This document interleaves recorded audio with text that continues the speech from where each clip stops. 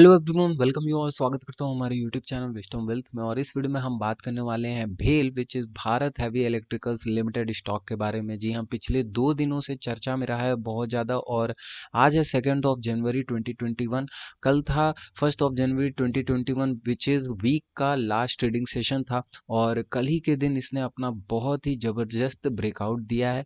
Breakout भी expected था, already अपने चैनल्स के थ्रू हमने अपडेट कर रखा था। लेकिन अब इस ब्रेकआउट के साथ क्या हमारे वो जो 4 पैरामीटर हैं, जो हमारे रेगुलर व्यूअर्स हैं उनको तो पता है कि जो 4 पैरामीटर हैं वो फेक ब्रेकआउट के चेक करने के और रियल ब्रेकआउट में डिफरेंस देखने के, तो वो 4 पैरामीटर पे अब ये ब्रेकआउट खड़ा उतरेगा या नहीं उतरेगा उसको चेक करेंगे टेक्निकल चार्ट के थ्रू। और उसके बाद जानेंगे कि कौन से ऐसे लेवल्स होंगे जहां पर हमको एक बाइंग अपॉर्चुनिटी मिल रही है या एक सपोर्ट जोन देखने को मिल रहा है। तो सारे विषयों में बात करेंगे इस वीडियो के माध्यम से। लेकिन उससे पहले एक छोटी सी रिक्वेस्ट है कि चैनल पर पहली बार विजिट कर रहे हैं तो प्लीज़ सब्सक्राइब कर लीजिएगा, बेल नोटिफिकेशन ऑन कर लीजिएगा जिससे कि लेटेस्ट अपडेट आपको मिलती रहे। तो यहाँ पर सबसे पहले कल के ट्रेडिंग सेशन का, एज आई सेड कि कल था वीक का लास्ट ट्रेडिंग सेशन, तो ओपन हाई लो क्लोज जो है वो आपके सामने रखा हुआ है। बस थोड़ा सा रिकॉल कर देता हूँ। Close was 38.70, low was 36, high was 39 and open was 36.15। तो ये था open high low close previous trading session का। और अ डे बिफोर यस्टरडे की अगर बात की जाए तो उसके प्रीवियस क्लोज का तो 35.90 का ये प्रीवियस क्लोज है।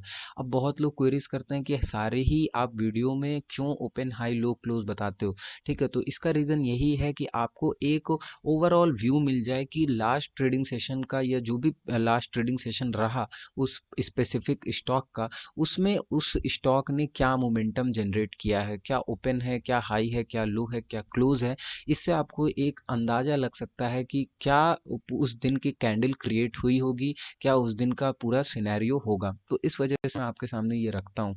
ठीक है, तो आई होप ये क्लियर हो गया होगा आपको। और यहाँ पर कुछ और चीज़ों के बारे में बात कर लेते हैं। 52 वीक हाई जो है वो है 47.75 का, विच वाज मेड ऑन 16 जनवरी 2020। यानी कि इसने 47.75 का अपना 52 वीक हाई क्रिएट किया था 16 जनवरी 2020 को, नॉट लाइफ टाइम हाई। बहुत लोग इसमें भी कंफ्यूज हो जाते हैं, तो इसको भी बता दे रहा हूँ, not life time high, it's 52 week high.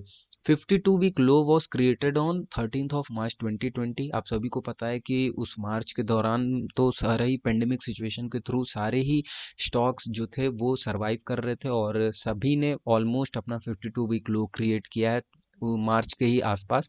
And उसके बाद से अप्रैल से अगर हम देखें तो जो मोमेंटम जनरेट हुआ निफ्टी में, निफ्टी 50 में higher high higher high, and उसके बाद स्टॉक्स ने भी अपना बहुत ही अच्छा खासा 52 भी क्रिएट किया। सारे ही स्टॉक्स, बहुत सारे स्टॉक्स ने बाउंस किया, बहुत सारे ने नहीं कर पाए। तो जो नहीं कर पाए डेफिनेटली उसको भी ध्यान में रखिएगा। क्यों? क्योंकि कहीं ना कहीं उनके कंपनी में, उनके स्ट्रेंथ में कमी है, इस वजह से बाउंस बैक नहीं कर पाया। और जिन्होंने कर लिया उसको भी आपको अपने वॉच लिस्ट में रखना है। क्यों? क्योंकि जिन्होंने किया है कहीं ना कहीं उनके स्ट्रेंथ में बहुत ज़्यादा मजबूती है। तो ये चीज़ आपको ध्यान में रखनी होगी। और यहाँ पे अगर 1 जनवरी 2021 की सिक्योरिटी वाइज डिलीवरी पोजीशंस हम देखें तो आपको मैं बताना चाहूँगा कि क्वांटिटी ट्रेडेड हुई, यानी क्वांटिटी ट्रेड हुई 12,36,60,698। अब बहुत लोग ये भी पूछते हैं कि क्यों इतना ज़्यादा क्वांटिटी ट्रेड होता है, जबकि सभी को पता है कि मोमेंटम जो है उतना ज़्यादा नहीं रहता है ऐसे स्टॉक्स में। तो इसका रीज़न मैं बताना चाहूँगा कि देखिए होता क्या है कि जो छोटे स्टॉक्स होते हैं, जो जो ऐसे स्टॉक्स हैं जिनको ईजिली परचेज किया जाता है रिटेल्स द्वारा भी, रिटेलर भी जो होते हैं उसमें एक्टिवली पार्टिसिपेट करते हैं इंट्राडे लेवल्स पर। जी हाँ, इंट्राडे लेवल्स पर आप ध्यान से सुनिएगा।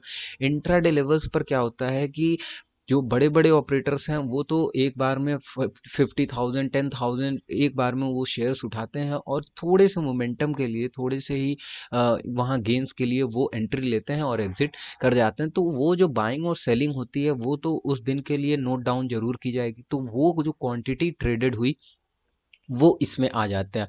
और जो इंट्राडे प्लेयर्स होते हैं वो इसमें ज़्यादा ऑपरेट करते रहते हैं। कहीं न कहीं आप पीएनबी का देख लीजिए, बैंक ऑफ बड़ौदा का देख लीजिए, और भी अदर बैंकिंग स्टॉक है जिनकी प्राइस इसी के आसपास वेरी करती है, तो आप देखेंगे कि वहाँ क्वांटिटी जो ट्रेड हुई है ना वो अप्रॉक्स इसी के आसपास होती है। नाउ द थिंक इज कि डिलीवरेबल क्वांटिटी क्या रही, यानी इतने क्वांटिटी जो ट्रेड हुई उसमें से deliverable quantity CNC cash and carry में क्या था। तो 3,78,29,738 शेयर्स जो है वो इन्वेस्टर्स अपने पोर्टफोलियो में ऐड कर लिए, यानी ये समझ के कि कहीं ना कहीं इसमें तेजी जो है आने वाली है, और सीएनसी में उन्होंने ले लिया, कैश एंड कैरी कर लिया। अब इन लोग का परसेंटेज देख लिया जाए तो 30.59% का यहाँ पर डिलीवरेबल परसेंटेज देखने को मिलेगा, विच इज़ ऑल्सो गुड। अगर मैं बोलूँ तो not that much enough, but still बहुत ही अच्छा रहा यहाँ पर डिलीवरेबल परसेंटेज और डिलीवरेबल क्वांटिटी। तो यहाँ पर अब हम स्विच कर लेते हैं अपने सबसे मेजर पार्ट, वो है भेल के टेक्निकल चार्ट पर। ये है आपका वनडे का चार्ट भेल का, और आपके सामने ये है 55 डेज का एक्सपोनेंशियल मूविंग एवरेज, नीचे है वॉल्यूम चार्ट। नाउ अगर थोड़ा पीछे चले तो पीछे तो आप सभी को पता है कि पूरी तरीके से अभी तो फिलहाल ये नेगेटिव में ही रिटर्न्स प्रोवाइड किया है अभी तक भैया जी ने, लेकिन जो अभी की तेजी है उसमें क्या हमको शॉर्ट टर्म में, देखिए डेफिनेटली मैं इसको लॉन्ग टर्म के लिए तो बिल्कुल अभी अप्रोच करने के लिए नहीं बोल रहा, लेकिन शॉर्ट टर्म में क्या स्थिति है ये इसके लिए मैं ये वीडियो क्रिएट कर रहा हूँ। और शॉर्ट टर्म में मुझे लगता है कि अभी कुछ पॉइंट्स ऐसे हैं जो कि आपको ईजिली मिल सकते हैं, और वो जो पॉइंट्स हैं वो कहीं ना कहीं 45 से 46 के आसपास का जो पॉइंट है वो अप्रोच कर सकता है इस ब्रेकआउट के साथ। अब देखिए बात हुई थी प्रीवियस डे की, यानी कि कल के ब्रेकआउट की, तो कल के ब्रेकआउट देखा जाए तो कल का ब्रेकआउट यहाँ पे आपको देखने को मिलेगा। और कल के ही ब्रेकआउट की बात की जाए तो अब हम अपने पैरामीटर्स के साथ साथ रेजिस्टेंस और सपोर्ट भी प्लॉट करते चलेंगे, ठीक है। तो यहाँ पर आप देख सकते हैं जैसा कि 55 डेज का एक्सपोनेंशियल मूविंग एवरेज है, किस तरीके से ब्यूटीफुली क्लोजिंग के बेसिस पे यहाँ पर सपोर्ट क्रिएट किया, ठीक है। क्लोजिंग के बेसिस पर इसने अपना सपोर्ट क्रिएट किया है, और यहीं सपोर्ट पर जो मैं बोलूँगा कि आपका जो एसएल है वो होना चाहिए। एसएल ये दिमाग में रहे, भले टारगेट दिमाग में रहे ना रहे, एसएल आपको दिमाग में होना चाहिए कि आपका जो मैक्स लॉस है, मैक्स आपका जो ड्रॉडाउन हो वो क्या हो सकता है, ठीक है। तो ये चीज़ आपके ध्यान में सबसे पहले होनी चाहिए, ज़हन में पहले होनी चाहिए। अब ये जो देखिए, ये जो है आपका ये कैंडल, इसी कैंडल की बातें हो रही हैं, इसी कैंडल पर चर्चाएं हो रही हैं। अब करना क्या है, अब ये जो ब्रेकआउट है इस ब्रेकआउट से पहला पैरामीटर हम अपना देखते हैं।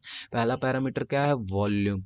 तो वॉल्यूम हमने देखा पहले पैरामीटर में, तो वॉल्यूम हमारे पैरामीटर पर खड़ा उतरा, क्यों। अब वॉल्यूम चेक कैसे करें, वॉल्यूम पर ले जाइए हॉरिजॉन्टल लाइन, हॉरिजॉन्टल लाइन को प्लॉट करिए, और उसके बाद प्रीवियस 1 to 2 मंथ मैक्स देखिए कि क्या वॉल्यूम जो ब्रेकआउट हुआ है वो पिछले एक महीने के ब्रेकआउट सेशन के वॉल्यूम से ज़्यादा हुआ है या कम हुआ है। तो एज आई सेड कि जैसे ही मैंने प्लॉट किया तो हमने देखा कि अक्टूबर, दिसंबर, नवंबर, अक्टूबर, इवन सितंबर के आसपास वैसा वॉल्यूम जनरेट हुआ था जैसा कि कल जनरेट देखने को मिला और कल जनरेट हुआ, ठीक है। तो पहला पैरामीटर इज एकदम highly satisfied. Okay, now second is कि जो क्लोजिंग हुई है कैंडल की वो कैसी हुई है, बिग बुल कैंडल है बिल्कुल, तो बिग बुल कैंडल क्लोजिंग हुई है, ठीक है। क्लोजिंग बेसिस पे, टाइमली क्लोजिंग बेसिस पे कैंडल ने पूरा ब्रेकआउट दिया है। और विक जो है थर्ड अपना क्या देखना है, विक जो है वो कैसा है। तो विक जो है नीचे जो है लॉन्ग टेल नहीं है, ऊपर जो है हल्का सा शेड आपने को देखने को मिला है, but still we do not consider that much, क्योंकि जब ज़्यादा ऊपर जब शेड, जानते आपको मैंने ऑलरेडी बता रखा है कि बहुत सारे वीडियोस में कि जब शेड ऊपर जो ज़्यादा हो जाएगा नीचे कम होगा तो कहीं ना कहीं ये जनरेट करता है कि वहाँ पे सेलिंग प्रेशर अभी बन रहा है, तो माइट बी पॉसिबल कि वो क्लियर ब्रेकआउट ना हो। तो वहाँ पे उस सिचुएशन में आपको क्या देखना रहता है कि विक बड़ी है या नहीं बड़ी है। तो ऊपर के लेवल पर यहाँ पर विक पूरी तरीके से, मतलब क्लोजिंग जो है वो बिग बुल कैंडल देखने को मिल रहा है। क्लोजिंग बेसिस पर भी जो हमारा कैंडल है वो पूरी तरीके से एकदम सेटिस्फाई कर रहा है।